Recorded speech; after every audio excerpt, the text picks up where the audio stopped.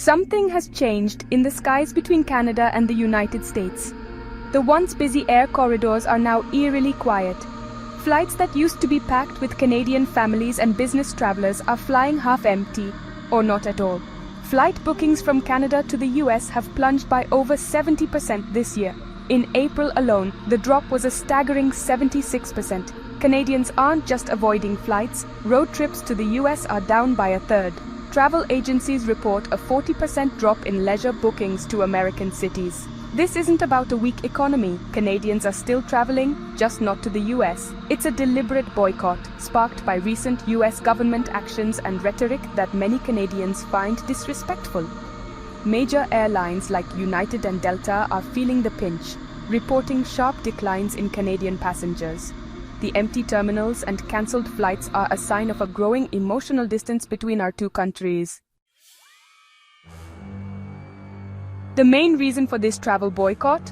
Politics. Tensions have soared under President Trump's administration, with new tariffs on Canadian goods and provocative statements about Canada's sovereignty. A recent 25% tariff on imported cars was seen as a direct attack. Polls show 60% of Canadians now feel less welcome in the US because of these policies and comments. The Canadian government has even updated its travel advisory, warning of new US immigration rules and risks for certain groups. For many, this is enough to cancel travel plans entirely. 36% of Canadians with US trips planned have now cancelled. The message is clear.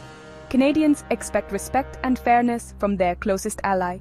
The US has always been our friend, but that friendship is being tested. This isn't just about politics, it's about values. Canadians are taking a stand, using their travel dollars to send a message. Friendship, after all, is a two-way street. The boycott is a peaceful but powerful protest. Airlines have responded quickly to the collapse in demand.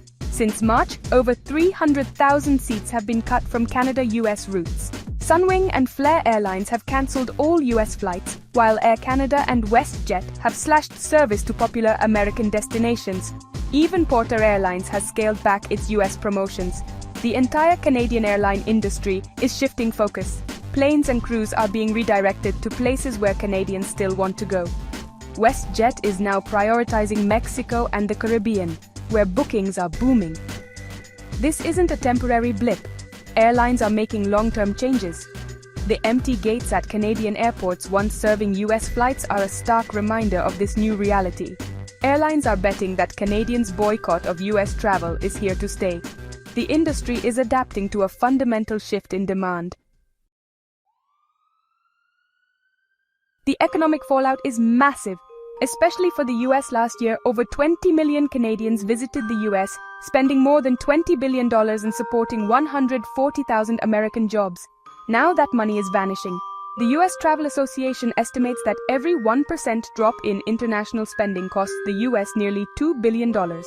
With Canadian travel down over 70%, the losses could top $20 billion. States like Tennessee are already feeling the pain, with thousands of lost airline seats and quieter tourist attractions. Even American products like Tennessee whiskey are being boycotted. For Canada, the impact is different. Travel spending is simply being redirected. Canadians are urged to vacation at home, supporting local tourism and businesses. The Buy Canadian movement is gaining momentum. While the US loses billions, Canada's tourism sector is getting a boost. Political disagreements have real economic consequences. Canadians haven't stopped traveling, they're just going elsewhere. Destinations like Mexico, the Caribbean, and Europe are seeing a surge in Canadian visitors. Even far-off places like Japan and Brazil are gaining popularity. Global travel companies confirm the trend. Canadians are booking trips around the world, just not to the US. The shift is a direct response to the political climate and is encouraged by Canadian leaders. The Buy Canadian movement now includes vacationing at home, boosting our own tourism industry. For travel patterns to return to normal, the US would need to change its tone and policies. Until then, Canadians will keep exploring new destinations. The US remains our neighbor, but for now, it's a neighbor many Canadians would rather not visit. The boycott is a clear message: respect matters. Canadians are voting with their passports and their wallets.